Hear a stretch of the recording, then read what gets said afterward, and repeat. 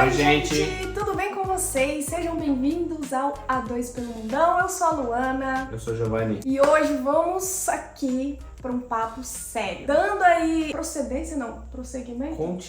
Continuidade às últimas notícias aí do momento em Portugal. Se você acompanha alguns canais aqui no YouTube, seja no Instagram, qualquer outra rede social, provavelmente você já ouviu falar sobre crise imobiliária. O movimento que está acontecendo aqui em Portugal. Então agora vamos falar a nossa opinião sobre isso e tentar entregar para vocês uma visão ampla do que está acontecendo. Mas antes disso, roda a vinheta.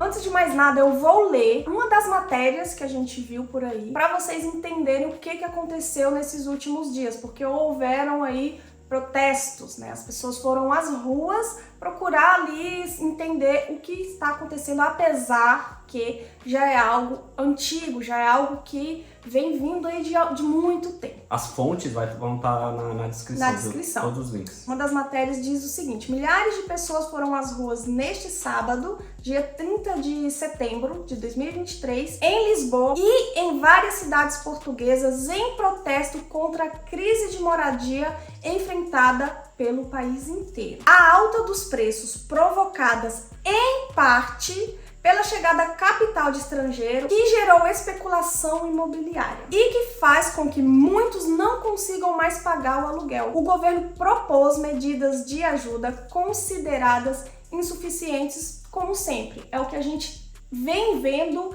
dentro desses 4 anos que a gente mora aqui na Europa. E não é somente sobre Portugal, é sobre a Europa inteira vive essa crise.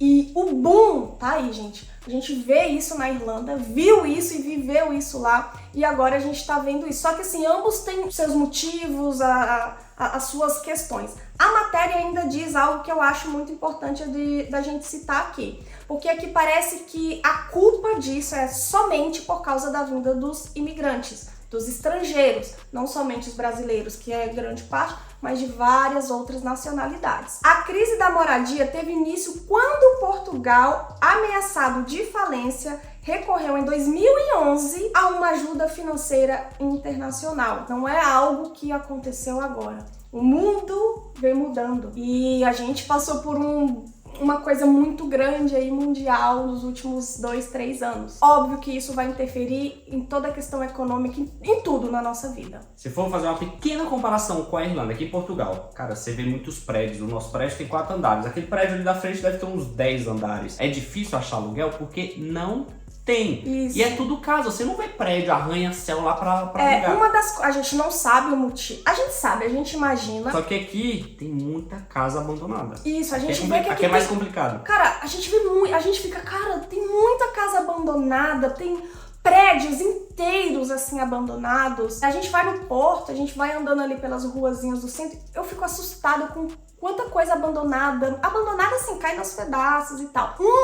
Dos motivos disso acontecer por causa de imposto, gente. A gente viu algumas entrevistas dos senhorios, ou seja, das pessoas que alugam as suas residências, falando do lado deles. Falou, eu não alugo porque eu tenho que pagar muito imposto. A gente já paga imposto pra isso, pra aquilo, tem que pagar muito imposto. Tem muita gente que tem casa abandonada e não reforma porque tem que pagar muito, além do que tem que pagar pela reforma. Aqui em Portugal tem muita lei em relação a isso, muito imposto pra isso. Pra você fazer uma pintura ali na sua fachada, você tem que pedir autorização. Em qualquer lugar precisa, mas aqui a gente vê que existe...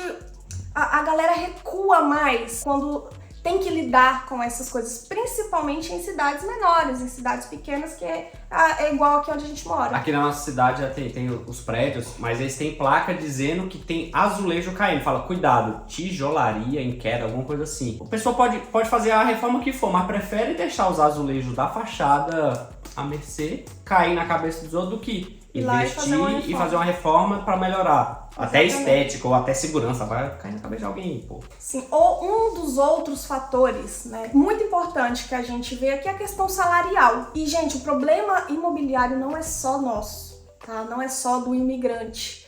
É do português também. Por quê? A gente sabe que a Europa tem muitos idosos. Aqui em Portugal, então, assim, é muito grande. A taxa de natalidade aqui gente, é assustadora. Então a maioria desses idosos tem casa própria. Só que os jovens que vão saindo das casas dos pais, porque muitos continuam ali com os pais por causa de toda essa situação, eles não conseguem achar saída para isso. Como é que eu vou progredir, sair da casa dos meus pais se eu não tenho um salário bom, que eu tenho uma vida confortável fora daqui e alugue uma coisa que dá para eu viver com o salário e pagar o aluguel aqui? Segundo dados do Ministério do Trabalho português, no ano passado, mais de 50% dos trabalhadores recebem remunerações inferiores a 1.000 euros. No caso dos jovens com menos de 30 anos, isso é muito importante. Essa porcentagem subiu 65%. Então isso é muito grande, isso é muito grande. Imagina você em Lisboa ou Porto, que são as duas maiores cidades. Você jovem, vai para lá estudar ou vai fazer alguma coisa lá.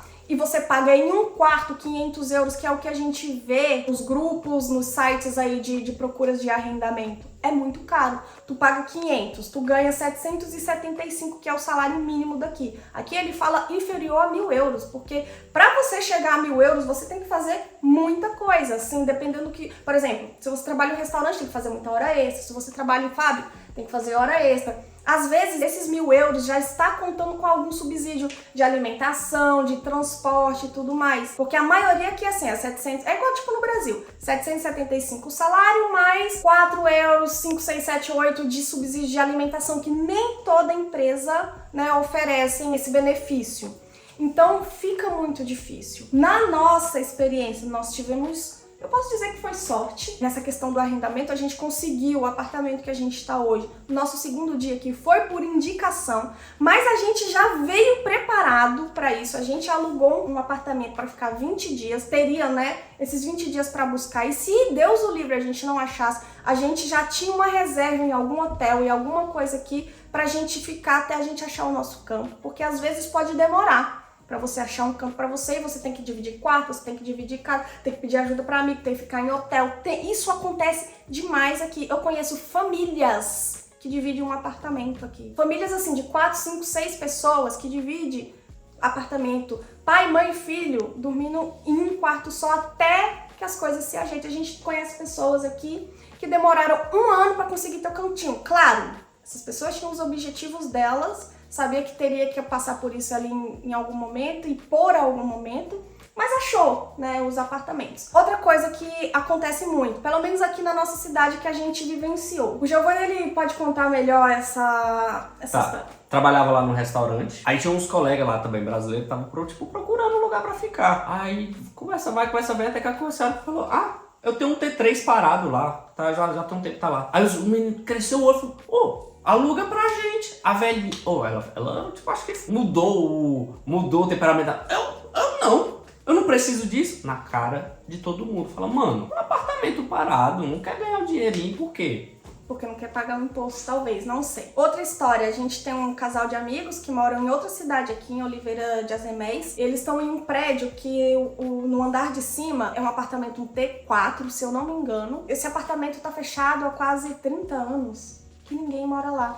Agora, neste momento, parece que eles estão tentando vender. Mas aí o apartamento já tá velho, aí tem questão de valores, tem questão de imposto, Nosso prédio aqui em cima também tem um apartamento... Mas já vendeu esse? Não, o quarto andar, que é o completo, mas tem um outro lá que parece que tá vazio. Quando a gente chegou, ficou um maior tempão lá, o quarto andar lá parado, vazio, vendeu tem pouco tempo, o pessoal já tá mudando. Os protestos que o pessoal quer, uma melhoria do governo, que não sei o que, lógico que quer, porque a situação tá complicada. Mas... seria muito mais fácil assim, entre aspas, se o governo desse uma facilidade. Fala, não, durante aí 5, 10 anos a gente abre mão do imposto que geralmente... Ou diminui, né? Ou diminui, exato, dos impostos que o senhorio paga, que os inquilinos pagam.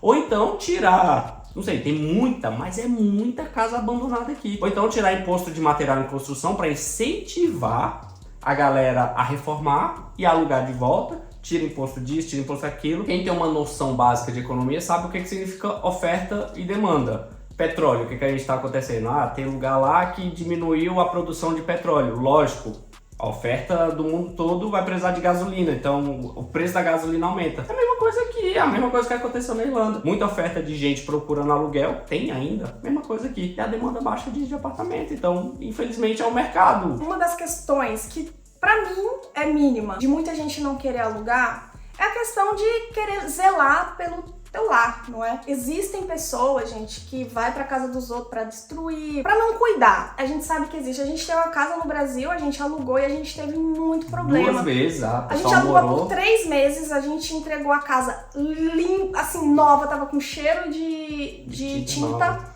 E a pessoa em 3 meses conseguiu destruir a nossa casa. A gente sabe. Saiu, não pagou aluguel. Não pagou as contas, deixou a gente ficou no prejuízo. Muito. Por que não aconteceria aqui? O pessoal sai do Brasil, vem sem dinheiro, vem com pouco dinheiro, aluga uma casa, opa, arruma uma casa. Arruma um emprego, fica devendo 1, 2 meses de aluguel, vai embora, o senhorio fica no prejuízo e se brincar, estraga a casa e o senhorio, opa, fica com o pé atrás. Epa, chegou uns brasileiros aqui pedindo casa pra alugar. Pô, mas eu tive aquele problema lá naquele tempo, porra, alugo de novo.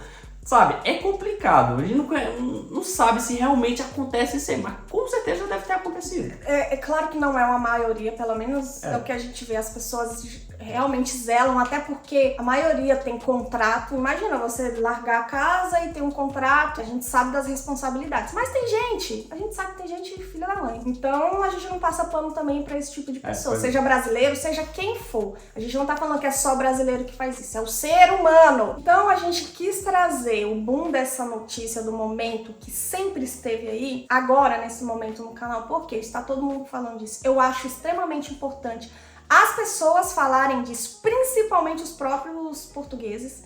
Espero que eles não coloquem a culpa somente nos imigrantes que estão vindo, porque parece que tudo que acontece em Portugal, às vezes, a gente sente que parece que é tudo culpa nossa.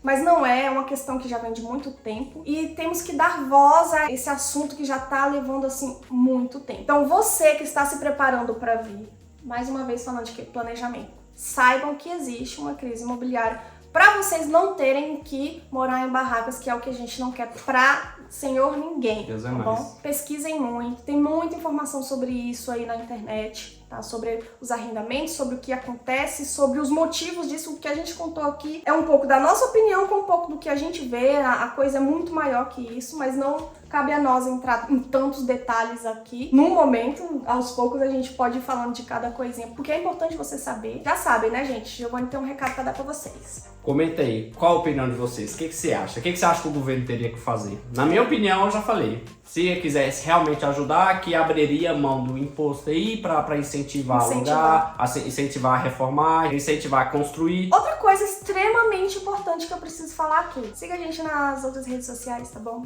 Por favor. A gente tá lá todo dia nos stories. E claro, óbvio, dá like aqui nesse vídeo, gente. Comentem. Pode ser a opinião que vocês tiverem, com respeito, claro. Compartilha com algum amigo que queira vir aqui pra Portugal. A gente tá fazendo isso aqui com muito carinho pra vocês, tá?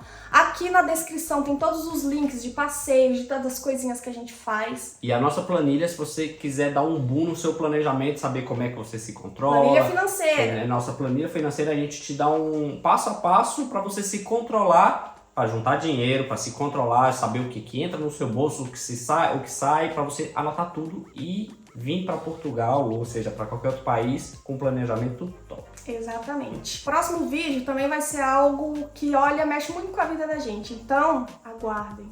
Aguardem e muito obrigada por terem assistido até o final, ter chegado até aqui. Beijinhos.